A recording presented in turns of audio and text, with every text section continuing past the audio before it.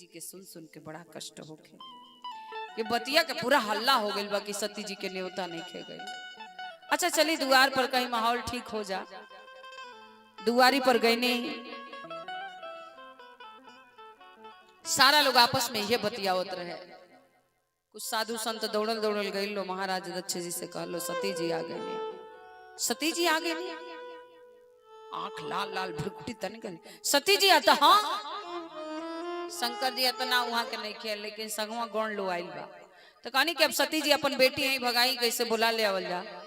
लेकिन संगवा जौन गौण लो आइल बा वो लोग के कगरी गांव के कगरी जगह दे दिहल जा।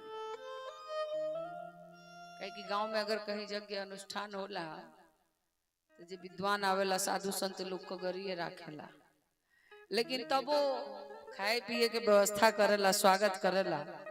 लेकिन वो गौण लोगन के एक गिलास पानियो ना पूछाई। अतिथि देवो भव। सती जी भीतर गईनी और जब भीतर गईनी तो अपने बहन लो हंसी उड़ावत रहे सती जी के।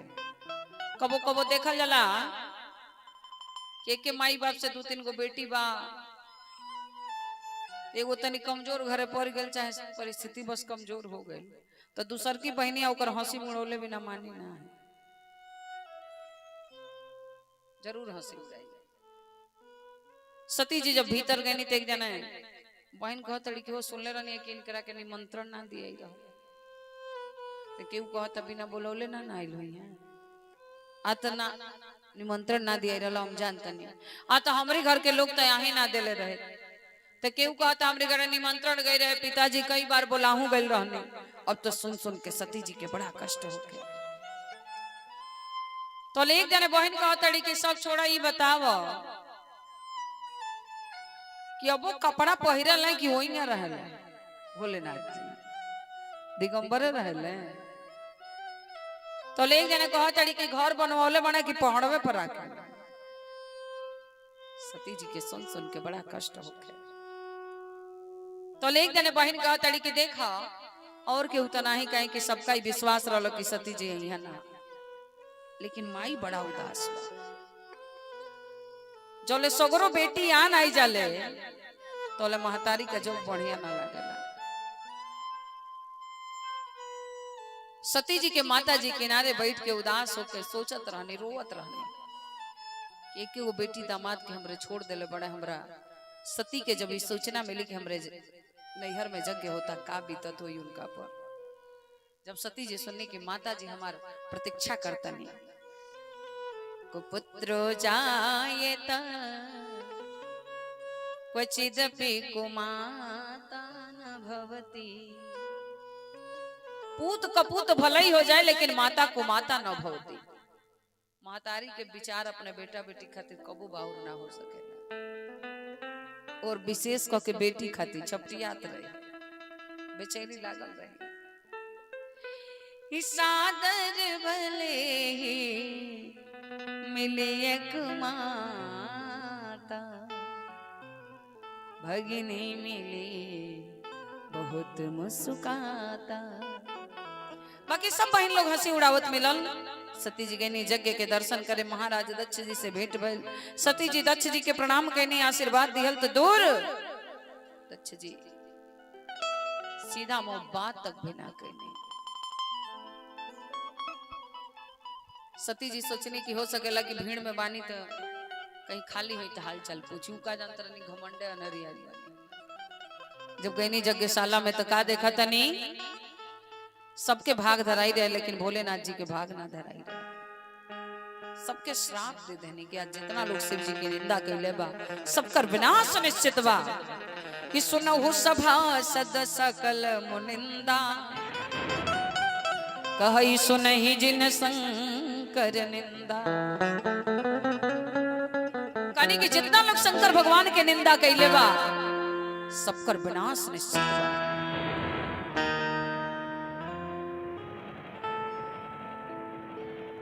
और सती जी अग्नि कुंड में कूद गए। जब अग्नि कुंड में कूदल बनी तो यज्ञ के अग्नि बुझ गई। अपनी योग साधना के द्वारा ज्वाला देवी के प्रकट करके वही में अपन आत्मदाह कर लेनी सती जी। चारों ओर हाहाकार मच गया। और देखिए सती जी जब अपन आत्मदाह कर लेने तो शंकर भगवान के गौण उत्पात मचावे लगल। सती दहन सोनि संभोगन लगे करन मख खीस। ओ यज्ञ के ऊर्ध्वज यज्ञ आचार्य भृगु जी महाराज रहने लगनी हवन करे अग्निकुंड अग्नि प्रकट करके। हवन से 3000 देवता की उत्पत्ति भइल। 3000 देवता में और शंकर भगवान के गण में घमासान युद्ध भइल। अब कहा ई गौड़ा कहा 3000 देवता लोग दौड़ल दौड़ल गए लो जाके बाबा भोलेनाथ जी से आग्रह कर लो कि सती जी अपन आत्मदाह कर लेनी। बाबा भोलेनाथ जी के जटा लहराए लगल। जटा से एगो पाल टूटल पत्थर पर मरनी 2 टूक हो गई। एक टूक से कालिका जी की उत्पत्ति और एक टूक से वीरभद्र जी की उत्पत्ति हुई। वीरभद्र करी कोप पठाए। अब कहानी जितना जल्दी हो सके महाराज दक्ष जी के यज्ञ के विध्वंस करके और दक्ष की शीघ्र मार के आवे। अब जब वीरभद्र जी जो चलल बनी तो जितना लोग यज्ञ में गए रहे सब लोग लगल भागे। अब जहां मारा मारी शुरू हो जाए के रुकी सब भागे लगल। वो यज्ञ में विष्णु भगवान पहुंचल रहने उहों के लगने जाए तो दक्ष जी हाथ जोड़ के खड़ा हो गए। कहीं सरकार रहुआ मत जाए। तब विष्णु भगवान तनियो रही तनियो रही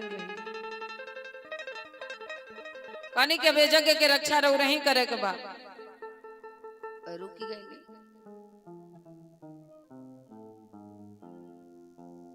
अब जब यहाँ के पहुंचल बनी वीरभद्र जी तो कहनी कि आज सब शिवद्रोही के विनाश निश्चित बा। जिकरा अपने प्राण के तनिक भी मोह होके जल्दी से जल्दी एजा से भाग जा। यहाँ के कहानी हम शंकर भगवान के बड़ा प्रिय भक्त हैं। कहानी जान के बड़ा खुशी भइल। आज जितना जल्दी हो सके रौरो भाग देना तो रौरो खैर नहीं कहानी लेकिन हम जाए ना। कहानी कहा है आ तो हमरा ए जगह के रक्षा करे के बा। वीरभद्र जी कहानी हम विध्वंस करे आयल बने और विष्णु भगवान में वीरभद्र जी में युद्ध प्रारंभ हो गए। तब विष्णु भगवान भगले में 1 नंबर है। 7 दरवाजे के भीतर बंद कैले रहे। कंस जन्मते जेली से फरार हो गए। कंस के कानो कान पता ना चलल। ओसे होशियार भैनी लगनी माखन चोरावे माखन चोर नाम पड़ल। ओसे होशियार भैनी तो लगनी साड़ी चोरावे चीर चोर नाम पड़ल। ओसे होशियार भैनी तो लगनी चित्त चोरावे चित्त चोर नाम पड़ल। और ओकरे बाद से जौने जौने झगड़ा में गई फरियाई ले कौन है तो धीरे से मैदाने छोड़ के भाग गई तो रण छोड़ भी कहल गई। भगले में 1 नंबर। धीरे धीरे वहां के अस्त्र शस्त्र विफल होके लगल। वहां के कगरी हो गई। वीरभद्र जी एक के हाथ से उखाड़ के यज्ञशाला फेंक देने। यज्ञ पुरुष भगवान हिरण के भेष धारण करके भाग गए। और इतने ना गौण लोग श्राप देले रहे भृगु जी के कि दाढ़ी उखड़ जाई तो शुरुआत से दाढ़ी उखाड़ देने। अब जंपे नहीं करे। अंतिम में नंबर आयल महाराज दक्ष जी के। अब लगल गला पर प्रहार होके अब कटबे नहीं करे। अब अग्नि प्रज्वलित करके वही में जरा देने। तो जब यज्ञ के जजमाने मर जाए तो जो कैसे होखे। कहीं की यज्ञ करावल आसान बात नहीं होवे जी। कहीं से भावना में कोनो प्रकार के चूक ना होखे के चाहिए। कहीं की देखिए हजारों हजारों बरतियार संहार ले लेकिन 2-4 गो ब्राह्मण दुआरी पर से खुश क के भेज दिहल आसान बात ना हो। आप पंडित जी रुपया पैसा से नहीं खुश हो खम। खेत बाड़ी कुल्ली लिख दे तब तो नहीं खुश हो खम। ब्राह्मण प्रसन्न कैसे होई। तो पहला परमात्मा 2 गो मुख से पाई ले। पहला जब अग्नि में स्वाहा करी ले और दूसरा ब्राह्मणों मुखमासी थे। ब्राह्मण के खूब मीठा मीठा खियाई और खा के जहां प्रसन्न हो गए कि समझी रहा और यज्ञ संपन्न हो गए। वैसे ही हमने के बड़ा भरपूर सेवा होता कोनो कमी नहीं है। कई जगह कथा के मतलब लोग दूसरे लगा ले कि जब कमी होता तब कहते। हाँ लेकिन ऐसा कोनो बात नहीं है। ब्राह्मण के सही बात बा कि अगर प्रसन्न करे के बाद ओके भाव से भोजन कराई, जौन पसंद बा तौन खियाई। आ जहां ब्राह्मण के प्रसन्न को के भेज देनी तेरा यज्ञ संपन्न हो गई। ता बोलिए श्री वृंदावन बिहारी लाल की।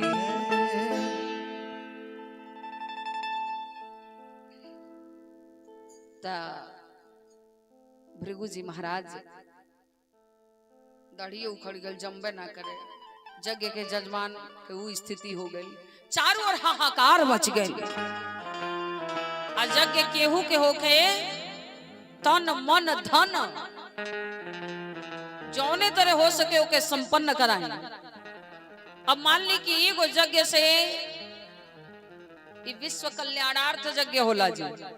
अभी रोगा लोग के बुझात हो कि गांव में यज्ञ होता तो गांव के कल्याण हो ना, जजमान जी करावत नहीं वहां के कल्याण हो ना, ऐसे सबके कल्याण हो।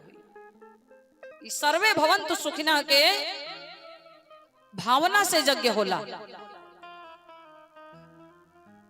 तो मान ली कि बढ़िया से संपन्न हो जाए तो कल्याण तो सबके हुई। आ कहीं से अगर कोनो कमी आ गई तो कुछ लोग कहे लगी कछु लेना ना देना मगन रहना, हमरा वो जोगी से का लेवे देवे के बा, हमरा वो जगह से का लेवे देवे के बा। तो अगर बढ़िया से संपन्न हो गई तब तो रौरो कल्याण बा। अगर कुछ कमी हो गई तो ओकर तो तनी कुछ कम नुकसान हो जे ओमे लागल बा, ओकर कुछो ना बचेला जे कहेला कछु लेना ना देना मगन रहना। हां तो जेकरा जौने सहयोग बने जरूर यज्ञ के जे भी जजमान होके जे भी व्यवस्थापक हो भले ले ना ले लेकिन सहयोग के भावना जरूर रखे के चाहिए। अब चारों ओर हाहाकार मच गई, सारा देवता लोग चिंतित हो गए कि यज्ञ संपन्न कैसे हुई। अब भगवान की लेनी देनी खूब चलेला। जौने समय भगवान श्री कृष्ण जी के शिशुपाल से लड़ाई भइल तो भगवान के उंगली कट गई। जब उंगली कट गई शोक सत्य भामा कियो, रुक्मिणी पहुंची धा,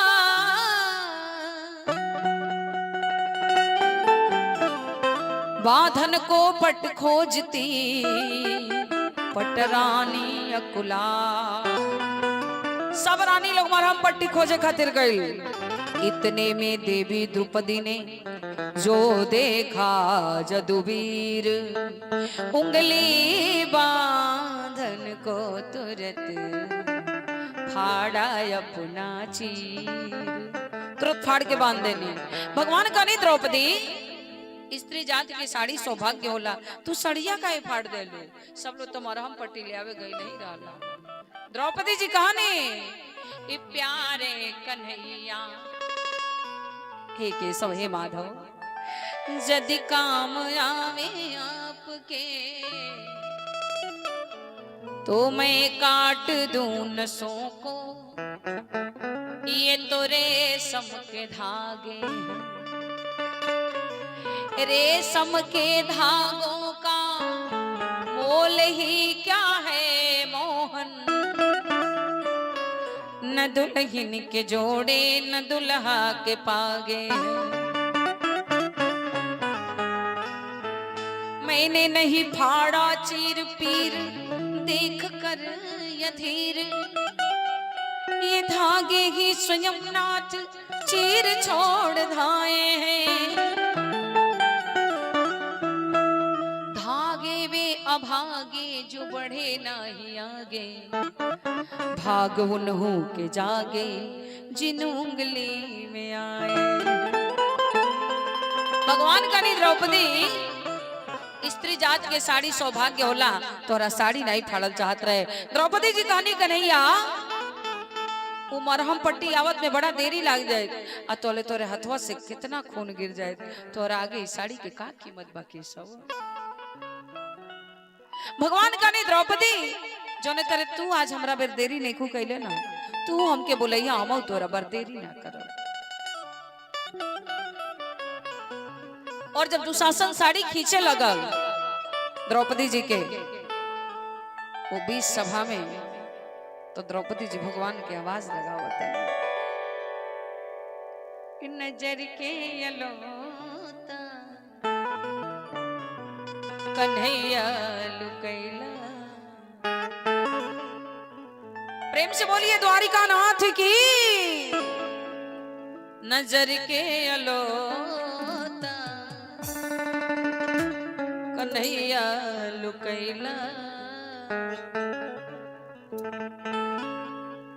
बतावा की जत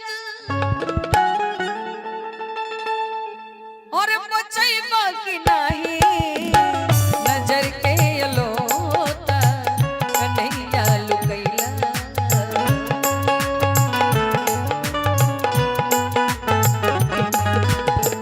बतावा की जत बचैबा की नहीं। नजर के अलोता कन्हैया लुकैला।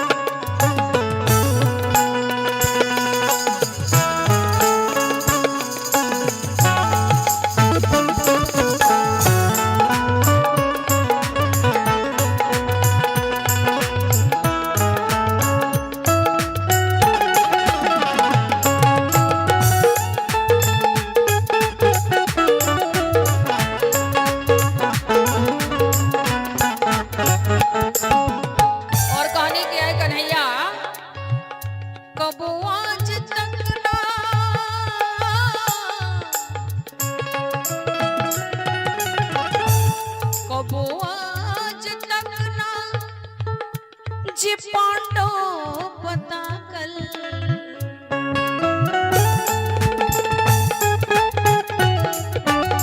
क्योंकि भीतर इतना क्षमता ना रहे कि पांचों पांडवों से नजर मिला ले। कौवन वीर भइले जे लड़के न थाकल।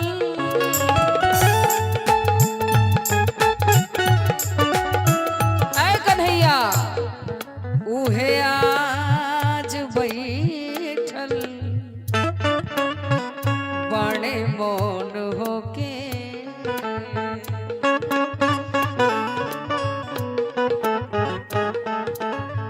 उहे आज बैठल बाणे मौन होके। गदा भीम के उठ पैबा के नाही। गदा भीम के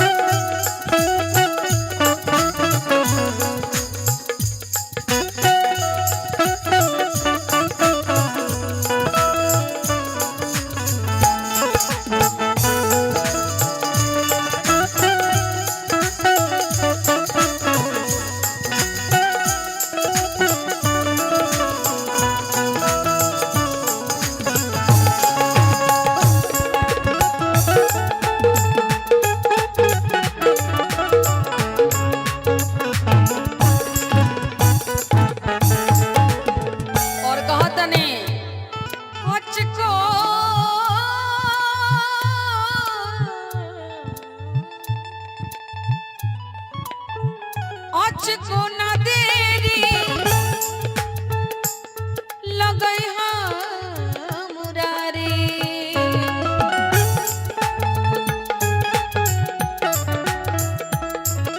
को ना देरी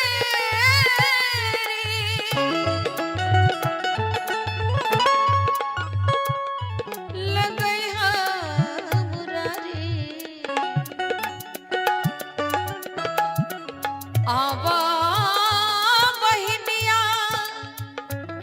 अफदरा में बाड़ी।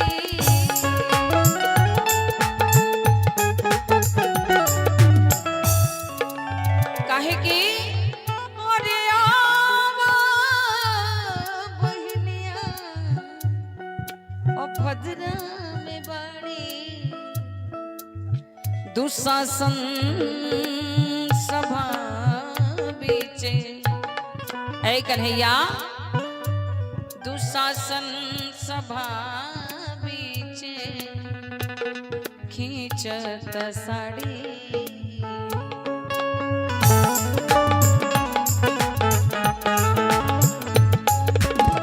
बहिनिया के टेर सुनी ओई बाकी नहीं, बहिनिया के टेर सुनी ओई बाकी नहीं, नजर के लोटा कन्हैया लुकैला।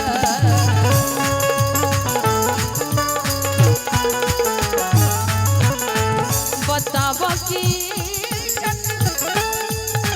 बचैबा की नहीं, नजर के लोटा कन्हैया लुकैला।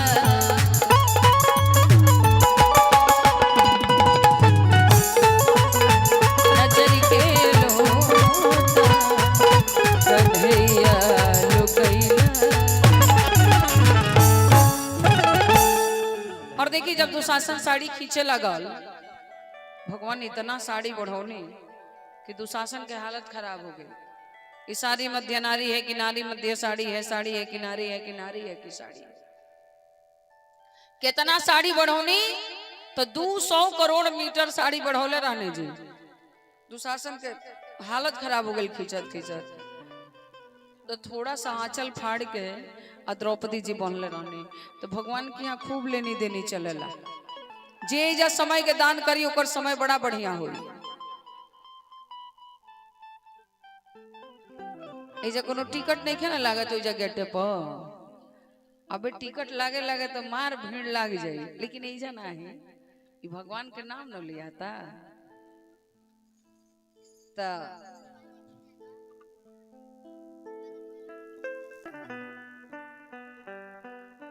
सब देवता लोग शंकर भगवान के शरण में गए। और देखी बाबा भोलेनाथ जी के मनावल बड़ी आसान बात ना हवे जी। कोई के तो कहल जाला कि बड़ा जल्दी प्रसन्न होइले। कितना जल्दी? तो जहां हमनी कहिले भो तो बाबा तुरंत कहिले ले, तो उनको देरी ना लगाइले। लेकिन एक बात जान ले, उस शिवलिंग पर जल चढ़ाई हो नीचे, दूध चढ़ाई हो नीचे, बेलपत्र चढ़ाई हो नीचे, सहज चढ़ाई हो नीचे, कुछ छुट्टी कबे नहीं करेला। तब बाबा मानी ले कैसे? तो भजे हम भवानी पतिम भावगम्यम, जे भाव से भजला बड़ा जल्दी प्रसन्न होइले। सब लोग हाथ जोड़ के कहल कि बाबा अब जितना जल्दी हो सके ये महाराज दक्ष जी के यज्ञ के संपन्न कराई। बाबा भोलेनाथ जी वीरभद्र जी के बोलौनी, कने जल्दी से जाई दक्ष जी के ले आई। वीरभद्र जी कहने हम तो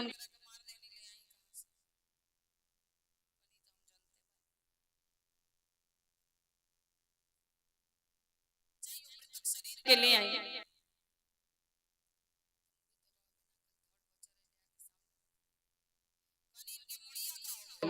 अतः सरकार रहल कि कटते न रहल, नहीं तो अत जरा देने।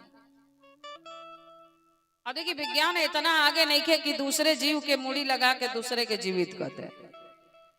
अब छुटहा बकरा के मुड़ी आयल, और जब मुड़ी आयल तो ले भृगु जी पहुंच गए नहीं कि हमारो दढ़िया मिली जा।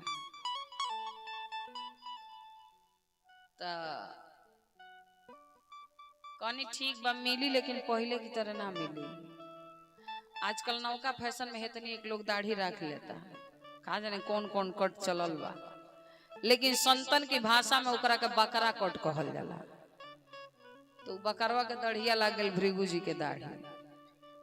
आज जब बकरा के मूड़ी लागल दक्ष जी के धड़ पर, तो यहाँ के बकरा के आवाज में बोलनी बम बम। आज जब बम बम बोलनी बाबा प्रसन्न हो गए। नहीं यज्ञ काहे ना संपन्न हो गए। प्रेम से बोलिए यज्ञ भगवान के। अब इन सती जी के मरते समय भाव का रहे, सती मरत हरि सन बर मांगा, जन्म जन्म शिव पाद अनुराग,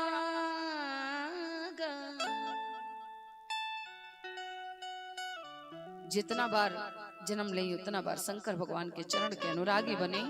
ते ही कारण हिमगिरि गृह जाई, जन्मी पार्वती तन पाई। जब पार्वती जी के रूप में जाके जन्म लेने राजा हिमांचल के यहाँ आनंद ही आनंद। पहले के समय में के उगर बेटी के जन्म होके ना तो खूब लोग उत्सव मनावे। आइए मेरा का बा ऊपर के मन से तो लोग कहता लक्ष्मी आई बा, लेकिन भीतर से ये कहता केकर का बिगड़नी की विपत्ति आ गई। तो बेटी के जन्म पर खुश नहीं खे जी। जब तेब मां शैल गृह जाई, सकल सिद्धि संपत्ति तह छाई। वैसे जेकरा घर बेटी के जन्म हो जाला ओकरा कुछ के कमी ना रहेला, सगरो सिद्धि ओकरा घरे संपत्ति।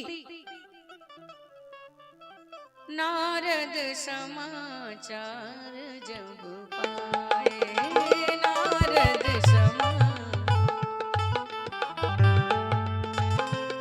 कौतुक ही गिरी गेह सिधाए।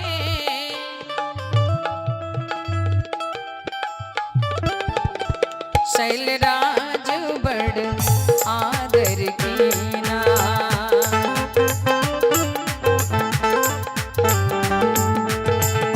पद पखारी वर आसन देना।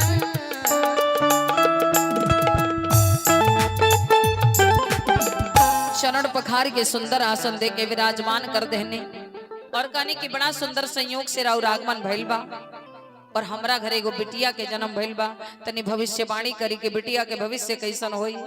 नारद जी जब देखनी तो का कहने, कह मुनि बिहसी गूढ़ मृदुबानी, सुता तुम्हारे सकल गुण खानी। सर्वगुण संपन्न कौन कौन गुण बतौनी? तब पहला जन्म देवे वाली, दूसरा पालन करे वाली और तीसरा संहार करे वाली। और ये नारी जात में सब स्त्री जात में तीनों गुण बा। जन्म देवे वाली स्त्री, वह स्त्री चाहे तो परिवार के बड़ा सुंदर ढंग से चलाई, आज जब जीव जरी तो चारों को ने अगियो लगावे वाली स्त्री। जब हमनी के विभाग बिगाड़ दे तो बनावल बड़ी मुश्किल हो जाला। कनी की देखी, सब लक्षण संपन्न कुमारी, होई ही संतत पियहि प्यारी। सर्वगुण संपन्न और अपने पति के भी बड़ा प्रिय होकर, लेकिन अभले तो बड़ा बढ़िया लागल हरुरा जोन हम कहनी हा, लेकिन एकरे आगे जोन सुनावे जाता नहीं तने हृदय थाम के सुनब का।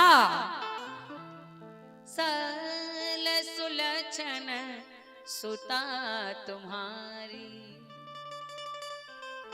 सुनहु जय भयव गुण दुई चारी। कनी दो चार गुणों बतनी ध्यान से सुनी। अब बताई जो ने पिता से कह दिया जाता है बिटिया में अवगुण बहु पिता पर का गुजरी। तो राजा हिमांचल जी घबरा गए। नारद जी से हाथ जोड़ के कहने कि जौन विधाता इतना सुंदर है पार्वती के बनौनी, ये पार्वती के भीतर अवगुण का डाल देने बताई तनी हमरा के। तो कहनी इतना बढ़ान अवगुण बा कि पूरा समष्टि में दूसरे को कन्या के भीतर वो अवगुण है ये नहीं के। आ सचहु बड़ा बढ़ान अवगुण रहे का। जोगी जटिल या काम मन, नगन या मंगल भेष, अस स्वामी यही काम लहे, परिहस्तय सिरे। कनी की जोगी जटिल कामी, नंगा दड़ंगा घूमे वाला, न घर न दुआर न माई न बाप, ऐसे ने भर उरी बिटिया के कर्म में लिखल बा। कनी ऐसा ना था, कनी तो बड़ा बड़ समस्या हो गई। एकर कोनो समाधान बा, कोनो उपाय बा? कनी कोनो ऐसा समस्या नहीं के जोना के समाधान नहीं के। समस्या से पहले समाधान तैयार रहेला। का समाधान बा बताई? तो कहानी जे जे बर के दोष बखाने। कनी जो तेरे गंगा जी में शुद्ध शुद्ध सगरो जल बहेला। कितना जिनके मृतक जानवर ओइमे दहत जाला सड़ल, फिर भी गंगा जी परम पवित्र। ते शिव पही मैं अनुमाने। सगरो अवगुण जाके शंकर भगवान में जाके गुण में परिवर्तित हो जाता। अगर ये विवाह शंकर भगवान के संगे होके, अब देखिए बाबा भोलेनाथ जी भलाई से श्मशान घाटे पर रही ले, चिता के राखी पोती ले, खोपड़ी के माला पहिरी ले, फिर भी क्यों करे कोनो शुभ कार्य पड़ेला तो सबसे पहले उन्हें के ध्यान करेला। शिव जी का आई तो कल्याणकारी है।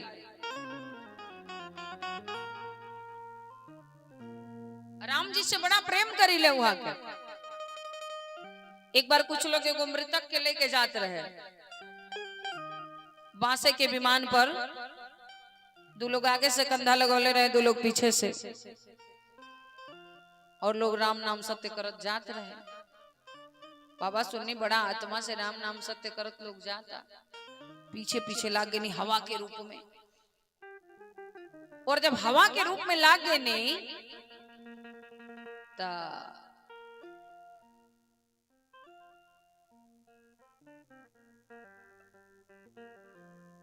पहुंच गए नी घाट पर। सुनत सुनत जब वजह पहुंचनी, चिता सजा दिहल गई, मृतक के सुता दिहल गई, जितना कुल कार्यक्रम रहे संपन्न हो गई, चिता में आगी लगा दिहल गई। सारा लोग किनारे किनारे खड़ा हो गए, कहीं की चिता के धुआं अगर शरीर में लागेला तो बड़ा दोष लागेला। दूर दूर लोग खड़ा हो गए।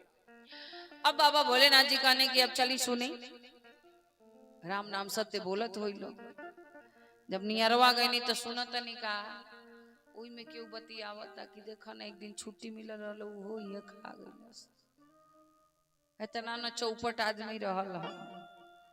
कुछ लोग कहता बताव गह की दुकानी पर आके खड़ा हुई, हमें जाया के फसल बनी। एकनी में सत्य नहीं के, सत्य वही में रहल जो ले कन्हवा पर रहल। आ दौड़ल दौड़ल भोलेनाथ जी गई तो ले चिता जर के राखी हो गई रहे, और वही चिता के राखी में लोट पोट हो गई नहीं बाबा। चिता भस्मा लेपो गरल मसनम देख पट धरो, जटाधारी कंठे भुजगपति हारी पशुपति, कपाली भूतेशो भजति जगदीश पदवे। पूरा शरीर में चिता के राखी पोत ले, नहीं तो राख से राख और मसान खोपड़ी के माला पहिरी ले, मसान से मौ दोनों मिला के हो गल राम। राम जी से बड़ा प्रेम करी ले। बाबा भोलेनाथ जी के क्यों घरे मांगलिक आयोजन होला। मंगल भवन अमंगल हारी, उमा सहित जगी जपत पुरारी। तनी आई हमनियो बाबा के विवाह के मंगल गा लिहल जा। आ जे जे मंगल गाई सबका घरे मंगल होई। हाँ को भाव से गावल जाई। गाई की गोबरे महादेवा आंगनाली पाई, गजमतिया हो महादेवा चौका पुराई। सुनिए शिवा शिव के दोहाई, सुनिए।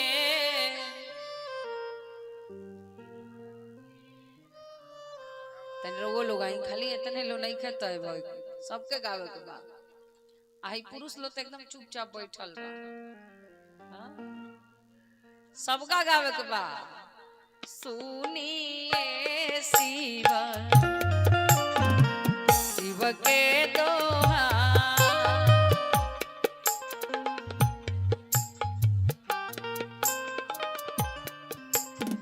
चौकही बैठल महादेव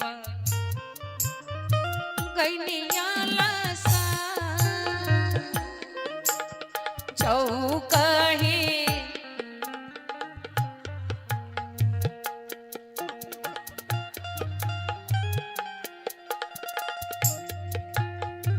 चिउटी ना काटी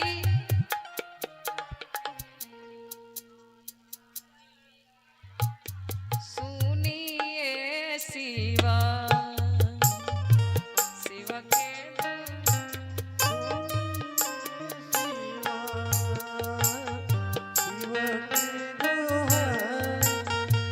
चिउटी की कटले महादेव गईनी ऋषि चिउटी की कटले महादेवा गईनी ऋषिया बहिया ना भाई गौरा दे हनी मन बहिया ना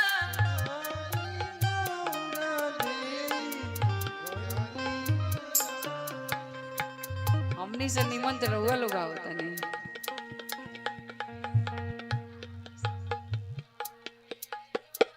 लेकिन और सब नहीं के गाओ ते को जाने ला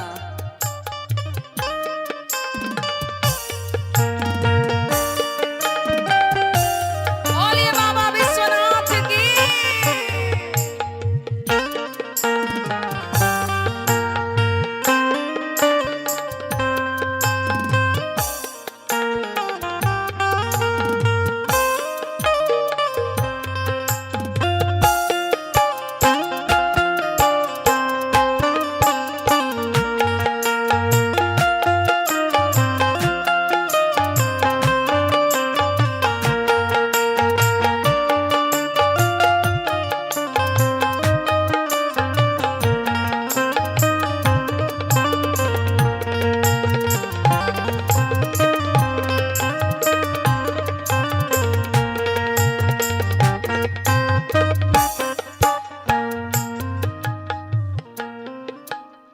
बिया है के बेरिया महादेव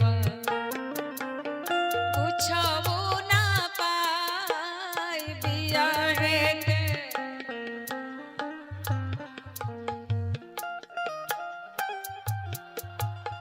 गवने के बेरिया महादेव सब कुछ पाई गवने के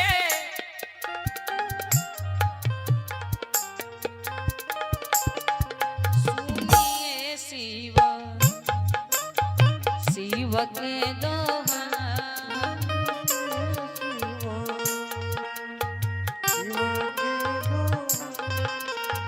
अचबे के थारी हो पैबा ओढ़े के राजा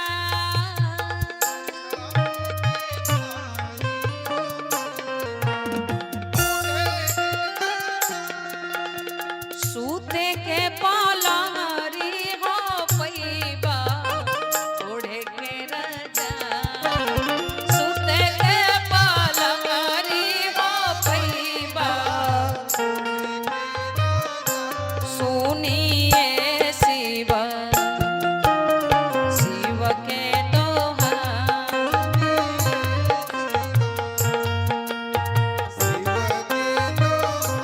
सुनिए शिव शिव के दोहा बोलिए शंकर भगवान की मैना रानी कनी के देखी उ साक्षात शंकर भगवान है तब वो हमरा पसंद नहीं की तेन देखी हमार बिटिया के योग्य कहू दूसरो बर बाकी ना ये पूरा समष्टि में हस्ता रेखा देखत रहने कहने यद्यपि बर अनेक जग माही बर तो बड़ी बा लेकिन एही कह शिवत जी दूसर नाही रौरी बिटिया खातिर शंकर भगवान के छोड़ के दूसर के बर नहीं के बनल कहानी कोनो पूजा पाठ कोनो जब तब बताई जो ना कैला से शंकर भगवान मिली हमनी राजा रानी मिल के कठिन से कठिन तपस्या करब कहानी रउआ लोगन के तपस्या कैले से नहीं मिलब वहां के कहानी कैसे मिलब तो कहानी अगर राउर बिटिया तपस्या करे जो तप रही कुमारी तुम्हारी तो भावे हुमेटी सकही त्रिपुरारी। इतना बात बता के वजह से विदा ले लेने। अब राजा हिमांचल जी मैना रानी से कहने की पार्वती के उपदेश दें, कठिन तपस्या करे खातिर। मैना रानी कहनी एक बार कह देनी, दोहराई मत कहनी का है। आ तो बेटी के विवाह अगर नहीं होत होके बड़ा दिक्कत होत होके, तो ना घर तो बोर निक होके आ ना बोर तो घर ठीक ठाक होके। मन बोर तनी करियो होके तो चली, तनी कान से कम में सुनत होके, एक ओर से लंगड़िए के चलत हो, घर दुआर ठीक ठाक होके संपन्न हो। मैना रानी कहनी ना घरवे के ठेकान बा ना बरवे कोनो लायक बा, हमरा खाली घर बर ना चाहे। जो घर बर कुल ओही अनूप, करिया विवाह सुतायन रूपा।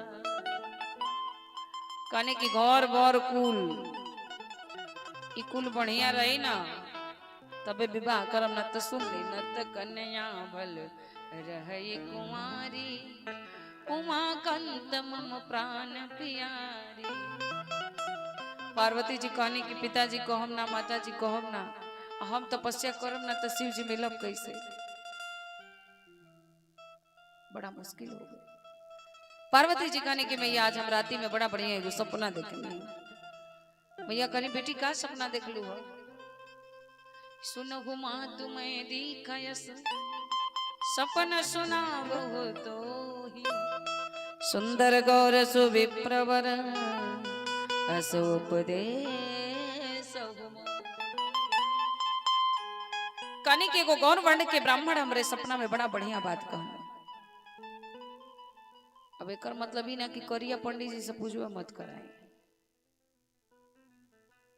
गोरा ब्राह्मण अगर कोनो बात कह देला तो जरूर सही होला। अब एक बात जान ले, ऊपर से गोर बा करिया बा उससे मतलब नहीं खे। अपने भारत में जे भी बा हमनी बड़ा सुंदर बनी, काहे कि भगवान हमनी के बड़ी फुर्सत से बनौले बनी। जब ये माटी के मूर्ति बनल ना, जो ने तरेजा के कुहार मिट्टी के बर्तन बनावेला वही तरह उहो के बनौने। तो जब आमा में डलनी पाके खातिर तो कुछ मूर्तियां अभी नगिया में डालत नहीं ओदे रहे मने कच्चे, तो देखत नहीं वो ढांचा बिगड़े लागल। तो जब ओकर ढांचा बिगड़े लगल तो निकाल के कगरी कर दे, तो ई सगरी अंग्रेजवा उजरे रह गेला सन, कच्चे बना सन, पकबे ना कैला सन। कुछ मूर्ति जब डलनी पाके खातिर तब पकले के स्थिति में जात रहे तो मटिए फूले लगल, उहो निकाल के कगरी कर दे। तेने चाइना और चल जाई अखिया फूलल फूलल, कोनो करम के नहीं लगल। आ कुछ पर तो भगवान के ध्यान ना गल तो उजर के एकदम करीखा हो गेला से चल जाइयो ना तो छिड़की हो करिया करिया खाली दंतवे लौकेला। अच्छा बढ़िया से अगर पाकल बनी जा तो हमनी के पाकल बनी जा। आँख मुंह नाक भगवान हमनी के बड़ी फुर्सत से बनौले बनी, एको डेंटिंग पेंटिंग कैले के गर्ज नहीं खे। सब भारतवासी हमनी बड़ी सुंदर बनी। इतना हसीन चेहरा कितनी प्यारी आँखें, कितनी प्यारी आँखें हैं आँखों से छलकता प्यार। कुदरत ने बनाया होगा फुर्सत से तुझे मेरे यार, कुदरत ने बनाया होगा फुर्सत से तुझे मेरे यार।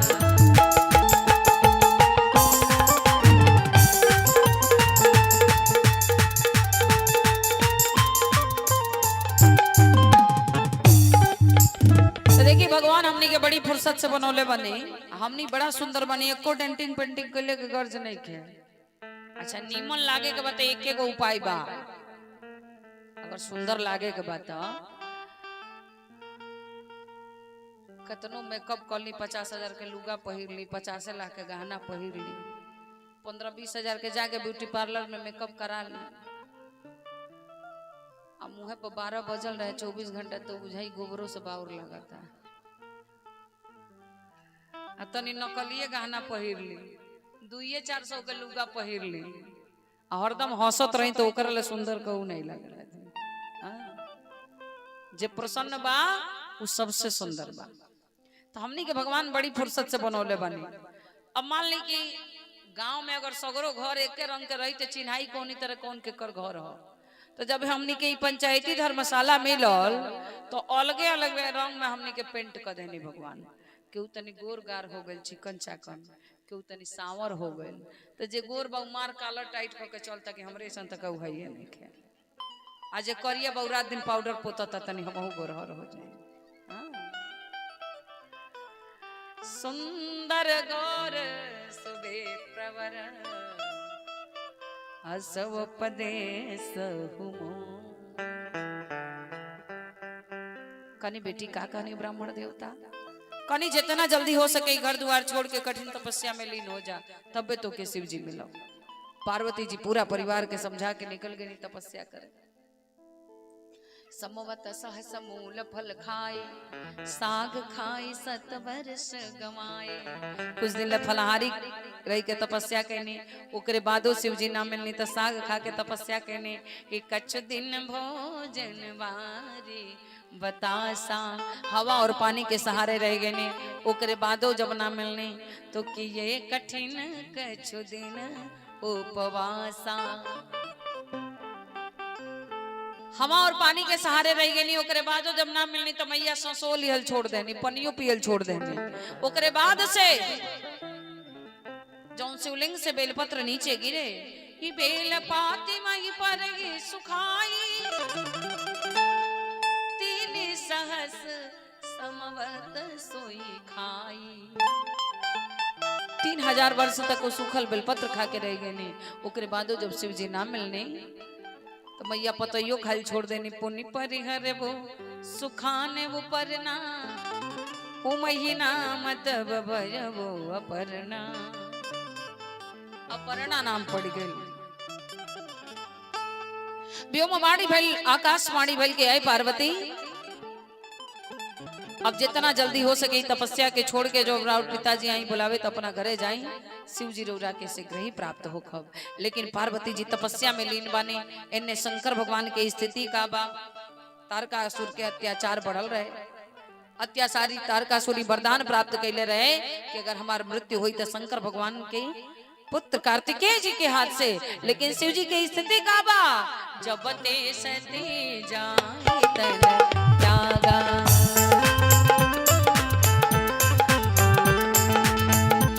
तब ते शिव मन भयबो विरागा, तब ते शिव मन भयबो विरागा, तब ते शिव मन भयबो विरागा। बैरागी के रूप बना के लगने घूमे। और देखिए कितना दिन ले सती जी के मृतक शरीर के अपने पीठी पर लाद के लेके घुमल बने। और श्रीमद् देवी भागवत महापुराण में ऐसा प्रसंग आयल कि विष्णु भगवान अपने चक्र से काट के 52 भाग में विभाजित करने, और जहां जहां गिरल तहां तहां शक्तिपीठ बनल। ओकर बाद शिव जी राम जी के भक्ति में लीन बने। सब देवता लोग चिंतित हो गए कि तारकासुर के वध कैसे हुई। शंकर भगवान के मन में विवाह के भाव जगावे खातिर कामदेव जी के प्रेरित कल गए। कामदेव जी जाके आम के वृक्ष के पीछे छुप के काम के बाण चला देने, और जब काम के बाण चलाओने तब शिवती शरणयन उगारा, तब ते काम भयऊ जरी छारा। कामदेव जी राखी हो गई। रति जी जाके विलाप करे लगने, क्षमा कर दिया जाए। अब हमरा अपने पतिदेव के कब दर्शन हुई तो कहनी, कृष्ण तनय होई है पति तोरा, वचन अन्यथा होई न मोरा। कृष्णावतार में रौरा अपने पतिदेव के दर्शन हुई, जाई प्रतीक्षा करें। रति जी बार बार प्रणाम करके उजा से वापस गए। सब देवता लोग शंकर भगवान के समक्ष पहुंचल। सबसे पहले श्री हरि नारायण प्रभु के आगे कल गल कि रौरा प्रस्ताव रखी विवाह के। तो कहानी कि सकल सुरन के मन यस शंकर परम बुछाह, निज नयन देखा चहबो नाथ तुम्हार विवाह। और विवाह देखल चाहता। बाबा विवाह करे के तैयार हो गए नहीं कनी जैसन आदेश बस सब लोग वजह से चल दिया। लेकिन पढ़न लोग कहूँ ढेर देर रुकेला ना कि केहू हमरा से कुछ मांग मत दे। देवता लोग जब चल गए तो गण लोग कहल के बाबा बियाहवा होई कौन तरह का बात बा। आज ना घर में चावल बा ना आटा बा नहीं कुकुठरी बा कुछो नहीं के आता ना कहलो चिंता बा कोनी जब होइए नहीं के तो कोने बात के चिंता बा रहे तब ना सोचल जा। विवाह कोनी तरह हुई तो कोनी जे हाँ करो ले बाबू जाने हमारा घबड़े लेके काम करते कल बाबा अब बताई कितना लोग ने उतहरी बा लिस्ट तैयार हो जाए कनी उतना केहू नहीं खे कनी एको को नहीं होता ना एक आदमी तो बटले बा आशा एक राम जी से दूजी आशा छोड़ दे नाता एक राम जी से दूजा नाता तोड़ दो विधि का विधान जान हानि लाभ सही है जाहि विधि राखे ताहि विधि रही है सीताराम सीताराम। अब इन्हें शंकर भगवान पार्वती जी के परीक्षा लेता नहीं सप्त ऋषि लोगन के भेजनी पार्वती जी अपने परीक्षा पर प्रखर उतरतनी शंकर भगवान स्वयं वृद्ध के रूप बना के गई अकानी झूठे बहुराइल बने पहले विवाह कैले सती जी से उनके रक्षे ना कपोले तो राहुल का रक्षा करिए सती जी कहानी देखिए शंकर के मुख से भी शंकर के निंदा नहीं सुनी पार्वती जी के प्रेम बा कि जन्म कोटि लगी रगर हमारी बरो संभुनत रहो कुंवारी। कहानी अगर विवाह हुई तो शंकर भगवान से न तो कुंवारे रह जाए। अब इन्हें विवाह के तैयारी होके लगल जे जहे से सूचना पावे लगल सब पहुंचे लगल ब्रह्मा जी विष्णु जी सब लोग अपन अपन वाहन सजावता इंद्रदेव अपन वाहन सजावतनी एने जमराजो जी अपने भैंसा के मल मल नहवावतनी गण लो देखल बाबा चुपचाप बैठल बने शंकर भगवान के श्रृंगार होखे लगल शिव ही शंभुगन करहि श्रृंगारा। ऐसा श्रृंगार कौन तरह होत रहे जटा मुकुट यही मोर समारा। अच्छा देखिए दुल्हा एक बार मौर पहिरेला फिर ओकर जीवन में आवश्यकता ना पड़ेला ना पहिरेला लेकिन बाबा भोलेनाथ जी ऐसा मौर पहिरने की कबो उतरबे ना कर। एगो सांप बाबा के माथे पर बन्हा गेल एगो सांप गले में बन्हा गेल सांप दोनों हाथ में बन्हा गेल सांप कमर में बन्हा गेल और का चिता के राखी बटोर के आई रहे भर दही मलात रहे।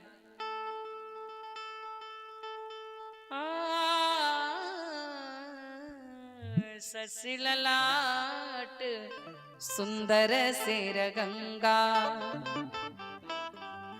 नयन तीन उपबीत भुजंगा। जनेऊ जोन पहले ना वो सपवे के पहले रानी कर त्रिशूल अरु डमरू विराजा चले बस चढ़ी बाजही बाजा। बड़ी सुंदर रूप रहे बाबा के। लक्ष्मी जी कहा तने विष्णु भगवान से कहा कि जो तने नीमन पहिर ओढ़ लेती तने क्रीम पाउडर लगा लेते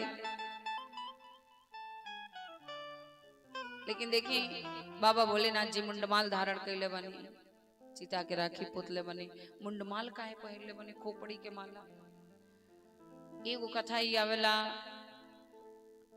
कि जोने समय राहु और चंद्रमा में लड़ाई भइल ई चंद्रमा राहु के भय से शंकर भगवान के शरण में गए बाबा भोलेनाथ जी चंद्रमा के मस्तक पर धारण कर लेनी पीछे से राहु पहुंचले कि हमारे भक्ष के उतारी तो राहु के कपड़े पर धो लेनी अब चंद्रमा से श्राव भइल, राहु के 10 गो मुड़ी हो गई।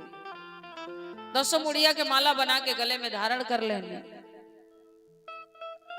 अब बियाह शादी होला तो घर से मार बैंड बाजा बाजेला, लोग नाचत गावत जाला। एक और बारात निकले, एक और कचक के मारी हो जाता, कैसन लागे? कनी राहु उतरी तो बवाले होई। गले में मुंडमाल, बड़ी सुंदर रूप लागता। कैसन? एक हाथ में डमरू बाजे, हाथ उठे जब दहना, माथे पे है चंदा जिनके, 3 है जिनके नैना, बोलो है ना।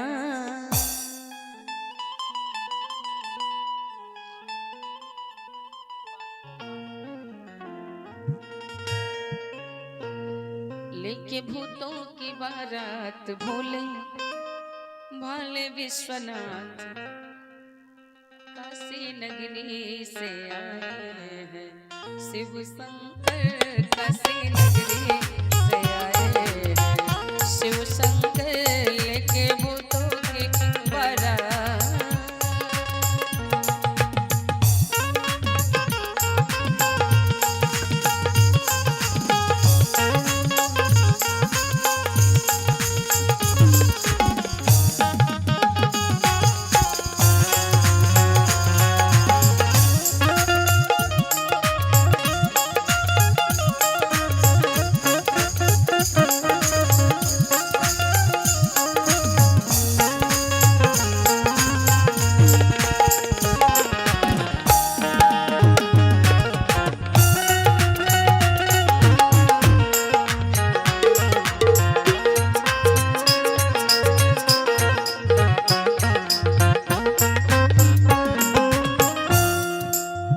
नंदी पे सवार होके डमरू बजाते चले आ रहे हैं बाबा, हरि गुण गाते। बोलिए बाबा विश्वनाथ की। नंदी पे सवार होके डमरू बजाते चले आ रहे हैं बाबा, हरि गुण गाते चले आ हरि गुण गाते। ओ बहने नर मुंडों की माल और ओढ़े मिर्गा छाल, काशी नगरी से आए हैं शिव शंकर, शिव शंकर, काशी नगरी से आए हैं शिव शंकर, काशी नगरी।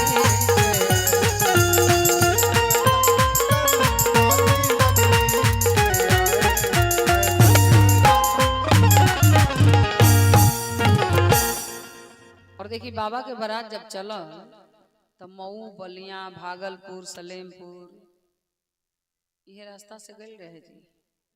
आ जब देवरिया से 2-3 किलोमीटर पहले सोनू घाट पहुंचल तो सारा देवता लोग कहल इनकरा भर दे सांप लपटी आइल बा। आज ये जोने ईटा पत्थर पाई, अब के वो उतना एके संगे 10-20 गो सांप उपट जाए कि वो आरती के थरिया लेके जाई, जोने ईटा पत्थर पाई चलावे लगे। सारा देवता लोग कहला हमने इनकरी संगे नहीं चलो। सारा लोग अलगे एगो एरिया बना ली हल, तो जगहिया के नाम पड़ गल देव एरिया, देवरिया।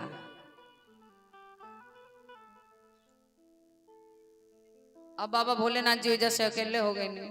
देवरिया से 20 किलोमीटर दूरी पर एगो स्थान बा जहाँ आसन लगा के बैठ गए, जगहिया के नाम पड़ गल रुद्रपुर। अब बाबा रुद्रपुर में बैठ के विचार करे लगन कि कैसे जाएंगे, को बराती है नहीं की। अब देवरिया से जो गोरखपुर वाला मार्ग बा, अब रोज नया नया एगो रास्ता बनाता, तो देवरिया से 8-9 किलोमीटर गोरखपुर वाला रास्ता पर जब गई नहीं तो सोचे तनी ना एको नचनिया बा, न बैंड बाजा बा, न बराती, तनके से झोरिया में से राखी निकलनी है, छीट देंगे। वैरायटी वैरायटी का नचनिया तैयार हो गई सब। एक हो गोकुल के टंगरिए तरकुले की बराबर बराबर पेटवे चर चर कट्ठा के हाकनी डाकनी भूत प्रेत बरम पिशाच बाबा लगनी डमरू बजावे सब नाचे लगल। वो जगहिया के नाम पड़ गेल बैतालपुर। जस दुल्हा तस बनी बराता। बैतालपुर से जो गौरी बाजार से हाटा वाला रोड बा, एगो तो हाटा जाला पूर्वा चौराहा से, लेकिन ऊ ना है। अब बैतालपुर से आगे जाए गौरी बाजार, ओने से गौरी में आयल रहनी तो जब विश्राम कैले रहनी गौरी बाजार में। अब गौरी बाजार से जो हाटा वाला रोड बा, वजह से मात्र 1-1.5 किलोमीटर दूरी पर एगो स्थान बा।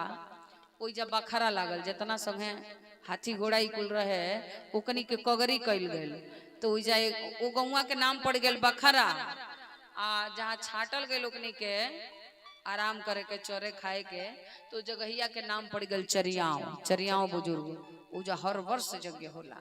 और जैसे कुछ दूरी पर एक स्थान बा जहाँ विष्णु भगवान आसन लगा के बैठ गए ने, वो जगहिया के नाम पड़ गए विष्णुपुरा, विष्णुपुरा। वही रास्ता से राजा हिमांचल के यहाँ बारात गए।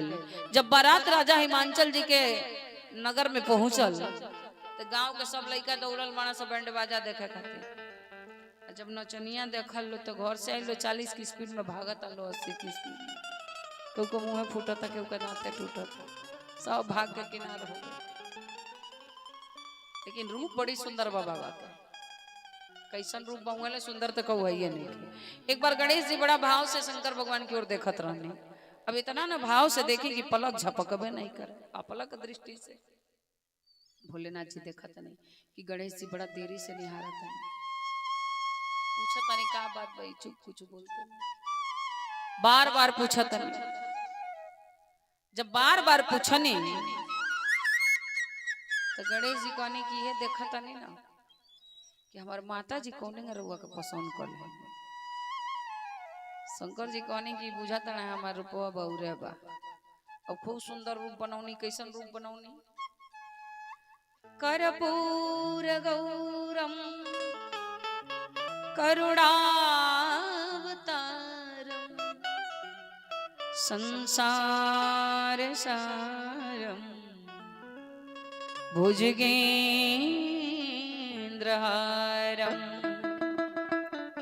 सदा वसंतं हृदयारविंदे भवं भवानी सहितं नमामि।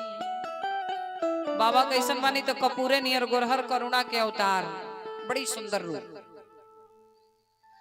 अब जो खूब सुंदर रूप बना लेने तो गणेश जी कहनी जल्दी बदल दीजिएगा, रोनी वही तरह हो जाए। तो ये बदलवावे काहे लगने? तो बदलवावे ऐसे लगने कि कबो लइका ये चाहे सो कि हमार माइये निमन लागो।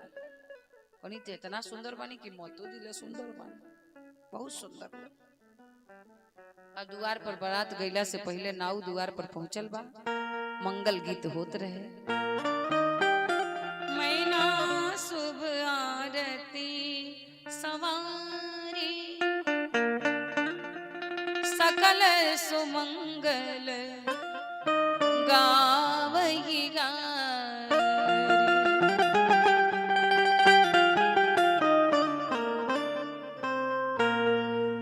अइले बारात लेके दुल्हा शिव शंकर दुल्हा,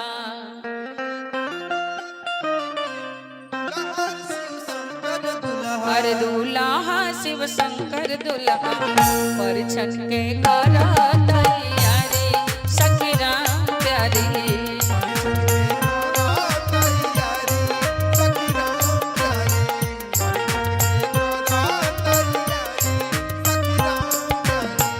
अइले बारात लेके दुल्हा शिव शंकर दुल्हा,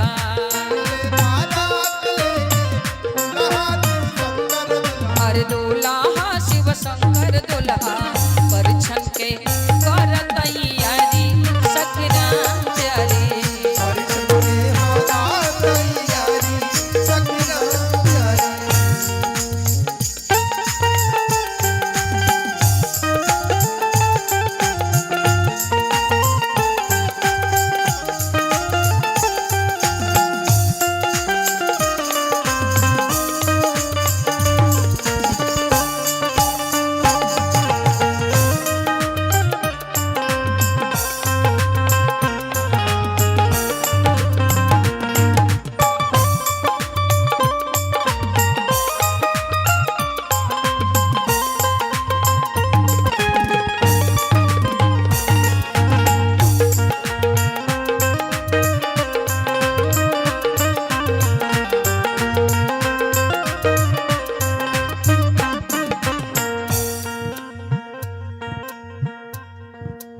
अब सखी लोग मंगल गीत गावत रहे तो नौआ पहुंचल बा द्वार पर।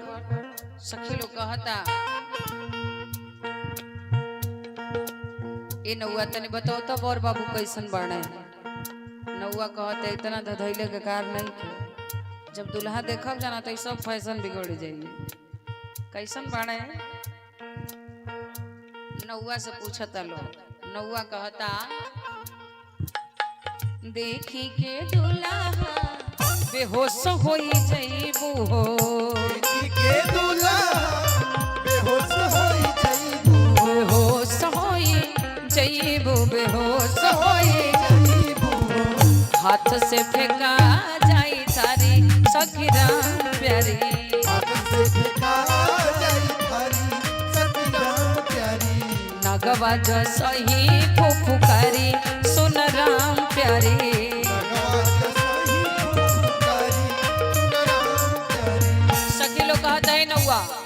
देखा जौन बताओ बस आप सब बताओ। नाव काशी से आई रहे सखी लोग कहता बुझनी बुझावा जाने नौआ बनर से नौआ, बुझावा जानी नौआ बनर से नौआ, अरे नौआ बनर से नौआ, नौआ बनर से नौआ, काहे फेंका जाए थारे सखी राम प्यारी, काहे फेंका जाई थारी सखी राम प्यारी। चलो जौन बताओ बस साफ साफ बतावा। नौआ कहता कि सुनी लोग बर बाबू कैसन बाड़े। बिछुअन के कुंडल बाने पहनले मृग छाला हो, के कुंडल बाने मृग छाला हो, मैं देह भभूत से पोताइल जी हे जी, भभूत से पोताई लगी, दुल्हा तो कम बेसी लगले मदारी हो, कहा तो कम बेसी लगले मदारी हो, गरबा में नागली पटाइल जी, गरबा में नागली पटाई लगी, भूत बए ताल बरतिया बरयड़ भांगी के, ताल बरतिया बरयड़ भांगी, अरे बरयड़ भांगी के, बरयड़ भांगी के, बसहा बैला बसवारी सखी राम प्यारी। बसहा बैला सवारी सखी राम प्यारी। अब देखिए इतना बात जब सखी लोग सुनल तो का कहता अरे हमनी के चलत तैयार बारात लौटा देती जा। इतना सुंदर अपन पार्वती जी गौरा रानी आ कहाँ से बौरा बोरा गइल। का कहता लो गोरा सुनर गौरा के बोर बौरा हवा हो, गोर सुंदर गौरा के बोर बौरा हवा हो, धोखा त दिहले नारद भारी जी हे जी, माता दिहले नारद भारी जी, धोखा त दिहले नारद भारी जी, माता दिहले नारद भारी कैसन बौरा है बरसे गौरा ना बियाहबे हो, ऐसा बौरा है बरसे गौरा ना बियाहबे हो, धिया ना बियाहबे हो, दिया ना बियाहबे हो, बोले गौरा रही है कुमारी सखी राम प्यारी, बोले गौरा नारी है गौरा रही है कुमारी सखी राम प्यारी,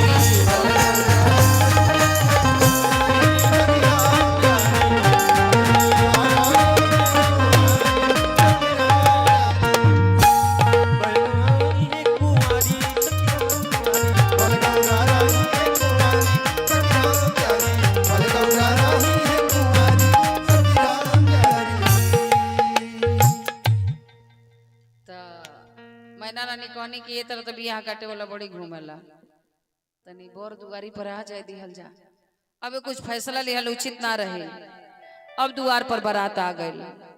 अब देखिए दुल्हा अनहर होखे लंगड़ होखे बहिर होखे माता बहन लो भागी ना, लेकिन दुआर पूजवे में दुल्हा नंगा हो जाता का स्थिति हुई। बाबा के विवाह में बड़ी विचित्र विचित्र लीला भई। पहले के समय में जो दुल्हा के सास होत रहे ना उहे टीका लगावत रहे, ना मर्यादे रह गेल बा ना मर्यादित बरतिए रह गेल बा। चाचा मामा फूफा के उ टीका लगा देता। आरती के थरिया लेके निकलल बनी, मैना शुभ आरती सवारे सकल सुमंगल गावही गारे। मंगल गीत गावत निकलने। सबसे पहले ब्रह्मा बाबा आए ने 4 मुख वाले। मैना रानी कहनी रे सचहूं बड़ी विचित्र बारात बा, एक हो गो के 4 गो मुंह बा। लेकिन सफेद बाल दाढ़ी जब देखा नहीं तो पूछनी नारद जी से कि दूल्हा के पिताजी हैं का? कहनी हो। अब जी जो उन्हें भाषा में बुझे हो कोई भाषा में बुझवा देवे के चाहिए। टीका लगा देनी, यहाँ के कगरी हो गई तो ले विष्णु भगवान आवत नहीं। मैना रानी तो गदगद हो गई, बड़ी नीमन दमाद। आज तो मैना रानी के भाग जाग गए। तो नारद जी कनी दमाद ना है, कनिया के की है? आते और दमादे के संहतिया है। कनी सब संहतिया ऐसा तो दमाद कैसा। विष्णु भगवान कहनी अब तो उथे बड़े पते चल जाला। टीका लगा देनी, मुंह को कगरी हो गई। तोले इंद्रदेव आवत। अरे बड़ी निमन दमाद नारद जी, बहुत बढ़िया। नारद जी कनी दमाद ना है, कनी यहाँ के हैं? आते रोरी दमादे का नौकर हूँ। अरे बड़ी ठाट बा, हमरा दामाद को ऐसा ऐसा तो नौकर रख ले। इंद्रदेव कहनी अब तो पीछे में बाणे पते चलेला। टीका लाग गल। अब शंकर भगवान आवत। अभी आरती के थरिया लेके चलल बन तो उन्हें से सपो घूम धक दे जीवे को दे। कने भोलेनाथ जी अपन माया देखाओ तनी, कैसे हिम्मत बनहनी। तोले देखी बैंड बाजा बाजत रहे। आ शंकर भगवान की भोर दे सांप लपटियाई बा। अब विष्णु भगवान के सवारी गरुड़ जी लेके लग में खड़ा बनी। वहां के संहतिया है जी।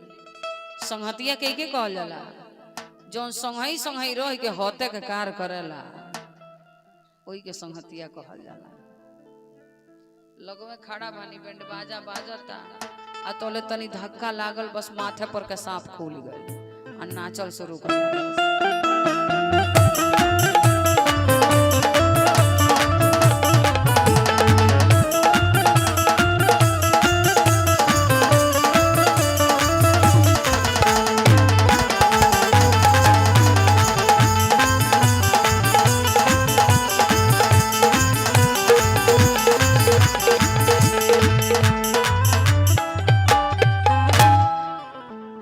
असली बैंड बाजा के आनंद सेवक भाई ले आदे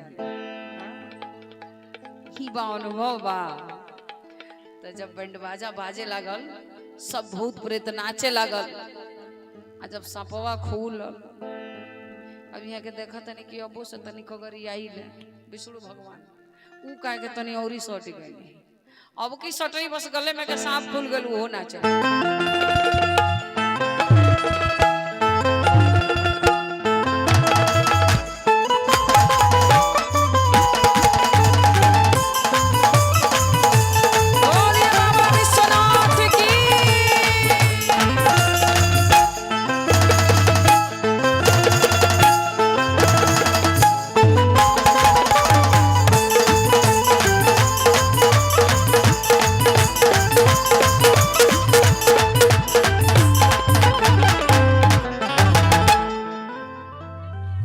सब नाचते रहे।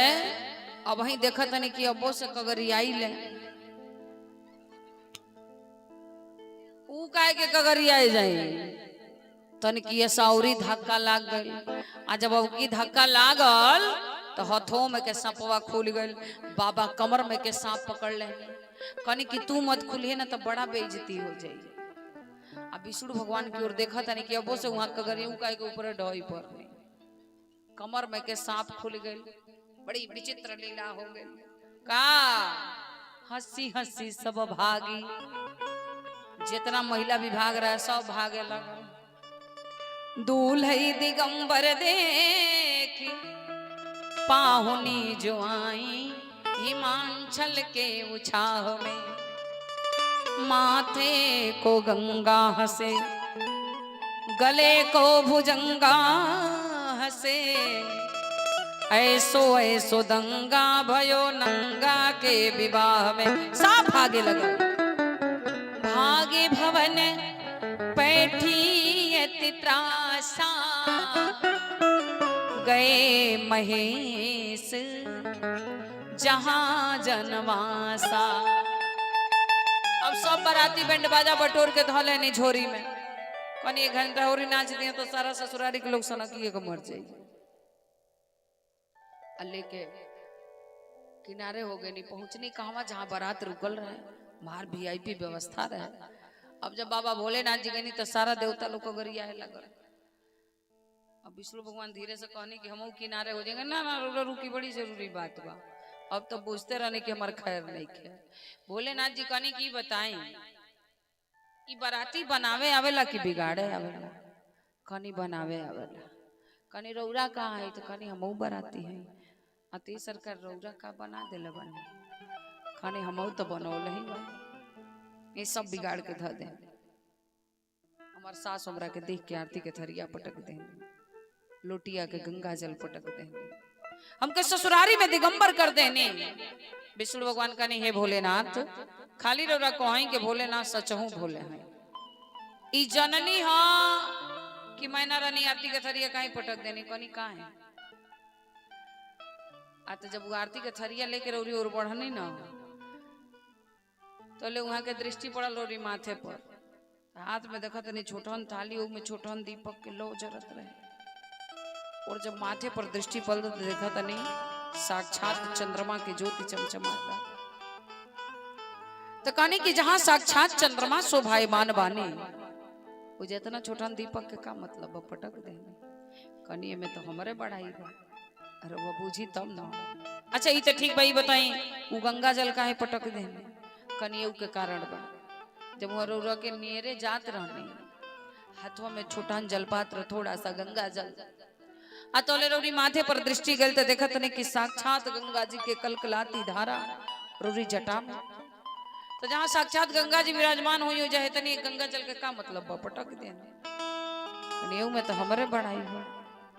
अच्छा सब छोड़ी बताई दिगंबर काहे कहने, कनी करना भरे तरह भी होवे ना भरे। नारद जी पहले में जाके भविष्यवाणी को आई रहने कि ऐसने बर नंग धड़ंग मिली गौरा जी के, जोगी जटिल अकाम मन गन अमंगल वेश, अस स्वामी यही काम लही परिहस्त हसिरे। अब देखिए बाबा भोलेनाथ जी के विवाह में, विवाह से पहले भोजन करावल गइल बा।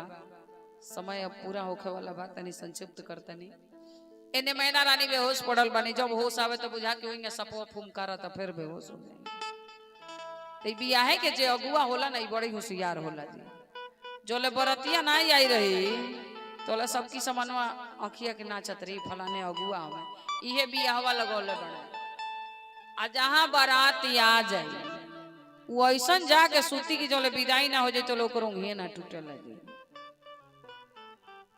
शिव जी के विवाह के अगुआ नारद जी, एने बिगड़े तो उन्ने संभारी, उन्ने बिगड़े तो उन्ने संभारी, कैसो बात बनल। बाबा भोलेनाथ जी मंडप में विराजमान हो गए। गणेश जी के पूजन प्रारंभ हो गए।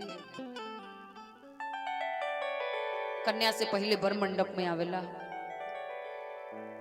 अब पार्वती जी जब मंडप की ओर चलल बनी तेजा विस्तार से वर्णन नहीं कल गए शिव जी के और पार्वती जी के विवाह के, और विशेष करके पार्वती मैया के श्रृंगार के। काहे कि जोने समय मूर्धन्य विद्वान महाकवि कालिदास जी कुमार संभव के जब रचना कहने, तो कुमार संभव में पार्वती जी के सुंदरता के वर्णन बड़ी विस्तार से कर देने।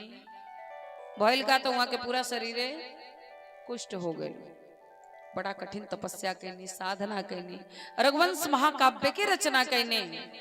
वागर्था विव संपृक्तौ वागर्था प्रतिपत्तये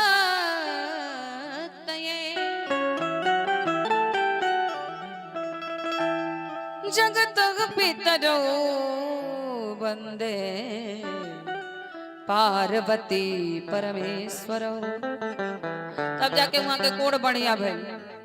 जब पार्वती जी मंडप की ओर आवतनी तो सारा देवता लो चाहल कि हमने के दृष्टि मत जाऊं वहां की ओर, लेकिन ना चाहते हुए भी सबके दृष्टि पार्वती जी के मुखमंडल पर जाके टिक गई और सब लोग स्तुति करे लागल। ओम ज्ञानी नाम अपि चेतांसी देवी भगवती ही सा वलादा कृष्य मोहाया महामाया प्रयच्छति। ओरी तरा ओरी रे तरा बैठे बर रे नेतिया। राजा हिमांचल जी कन्यादान करतनी भवानी त्वत्पाणी ग्रहण परिपाटी फलमेदम। ये पाणी ग्रहण संस्कार के कथा जे भी सुनेला तो कर जौन जौन इच्छा होला सगरो इच्छा के पूर्ति होला। जकरा बेटी होके वो जकरा ना होके वो भाव से सुनी। करोड़ों करोड़ों कन्यादान के लाभ मिले। देखिए ये ऐसा एगो क्षण होला कि बेटी के माई बाप बड़ा दुलार प्यार से पोसेला। बेटा कहूँ घूमत रही से मतलब नहीं के, लेकिन बेटी के एको मिनट खातिर आंख से ओझल नहीं कर कहीं हितैयो न तई ना लोग जाए देला। और बेटी के 20 साल 25 साल पोस के जब बेटी के बियाह तय हुई माई बड़ा खुश हुई, तिलक हुई खुश हुई, बड़ा अच्छा हुई बड़ा खुश हुई। द्वार पर बारात आवेला माई बाप प्रसन्न हो जाला, लेकिन जब वर पक्ष पूरा मंडप में विराजमान हो जाला, जब बेटी के कन्यादान करे के समय आवेला ना, माई बाप का करेजा डोल जाला। ओरी तरा ओरी रे तरा बैठे बर रे नेतिया। हमार गौ राहो बेटी आँखी के हो पुतरिया।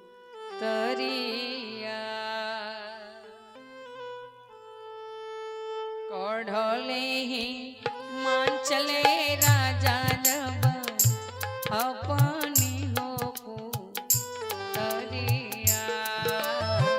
कढ़ले ही मान चले, खूब प्रेम से गाए।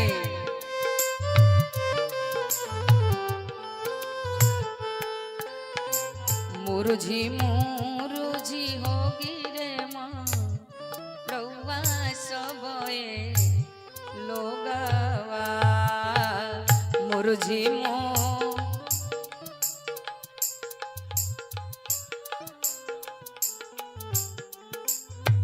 कहवा में रखनी राजा ऐसा नहीं हो पुतरिया। कहवा में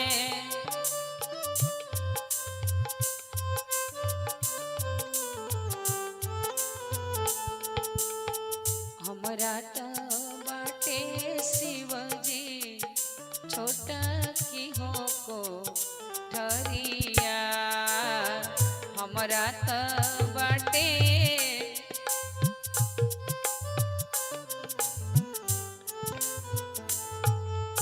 ओही बीच रखने शिवजी ऐसा नहीं हो पुतरिया। ओही बीच